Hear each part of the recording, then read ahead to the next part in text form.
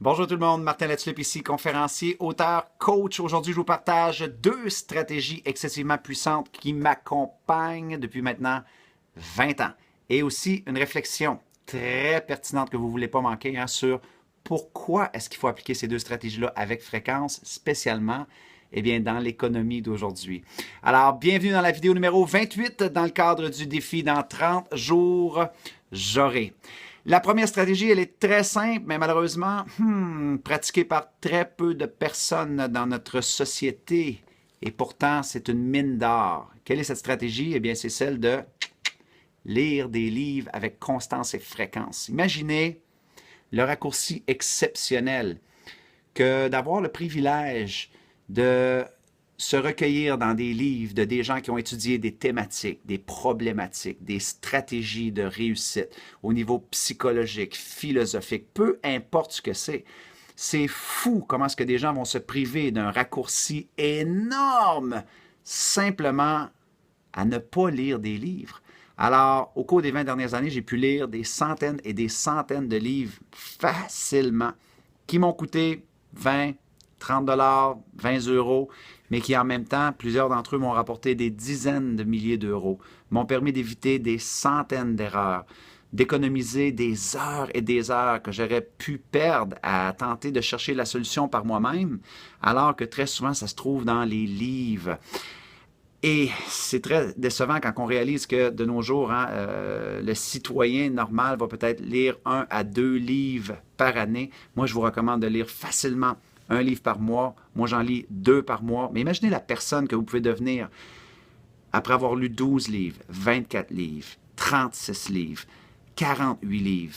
Tout ça, c'est du savoir. Tout ça, c'est des choses que vous pouvez mettre en exécution. Évidemment, on ne veut pas devenir quelqu'un qui fait tout simplement, qui s'ingurgite de savoir. On veut appliquer ces choses-là. Mais je pense que la première étape, c'est de devenir une étudiante de la vie, de devenir un étudiant de la vie et d'aller vers ces meilleurs livres-là qui nous inspirent, qui nous font du bien et qui peuvent nous rendre une meilleure personne.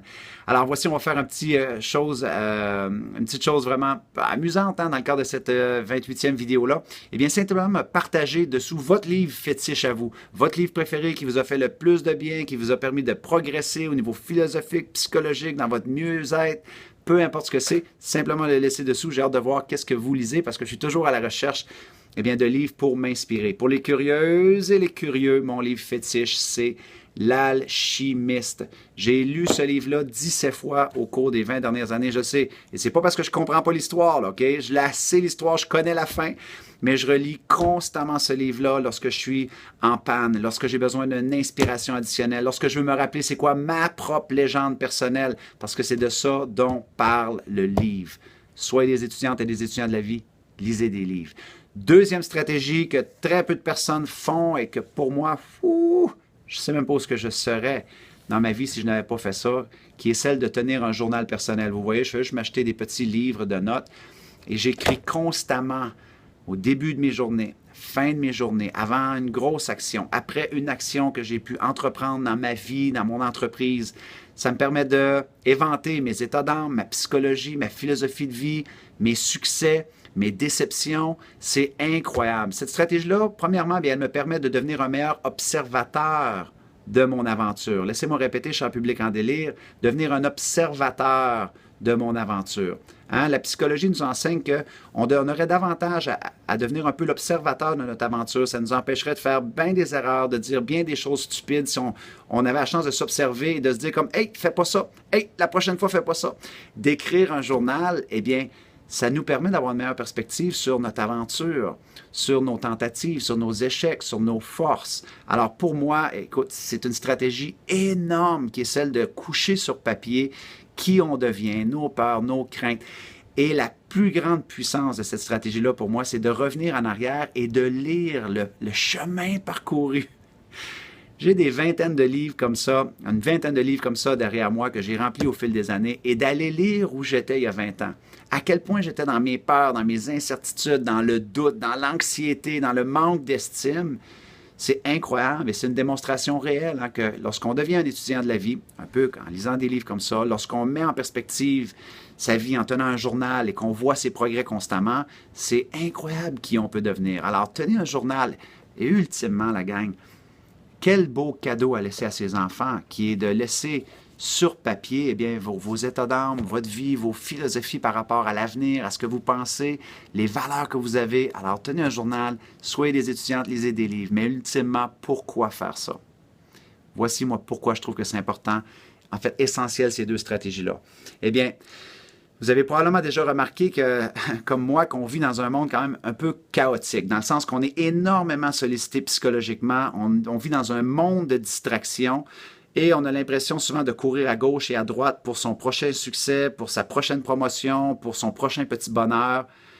Et très souvent, moi, je compare ça un peu comme activer sa main dans un lac.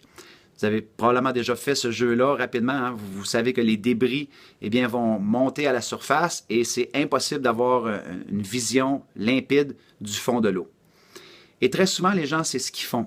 Ils activent leurs bras constamment la journée longue. Ils vont d'un rendez-vous à un autre, d'une promotion à un autre, d'une tâche à un autre, d'un projet à un autre, d'une activité à un autre. Et ils n'ont pas une vision claire de où est-ce qu'ils vont, de ce qu'ils tentent d'accomplir.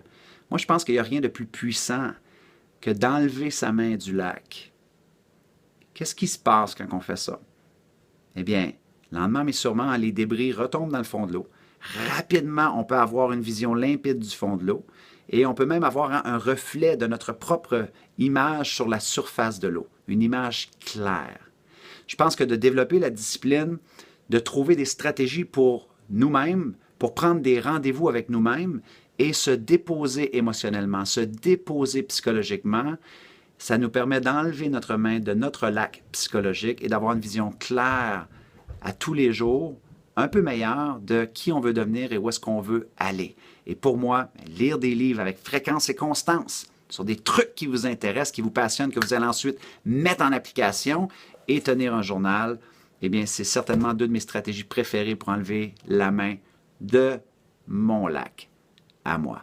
Alors voilà mes amis, n'oubliez pas de me laisser votre titre préféré, votre livre préféré qui vous a fait le plus de bien. Alors, vidéo numéro 28, check, complété dans le cadre du défi dans 30 jours j'aurai. Alors mes amis, tant qu'à moi, je vous dis, eh bien, jusqu'à notre prochaine communication, soyez reconnaissants, reconnaissantes, célébrez la magie d'aujourd'hui et merci sincèrement, oh yeah, de faire partie de ces gens-là qui ont le courage de vouloir bâtir un monde meilleur. C'était votre ami Martin qui vous dit au revoir tout le monde.